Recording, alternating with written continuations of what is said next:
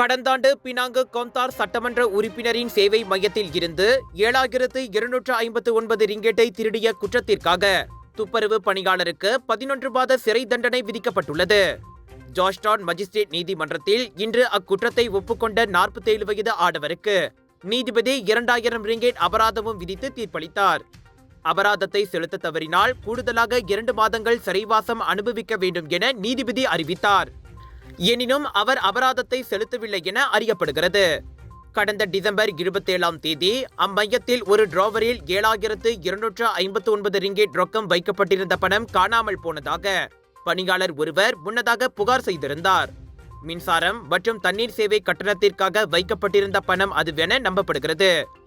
CCTV camera பதிவை பரிசோதித்த போது டிசம்பர் 26ஆம் தேதி இரவு 8 மணிக்கு அவ்வாடவர் அம்மையத்தில் அத்துமீறி நுழைவது கண்டறியப்பட்டது.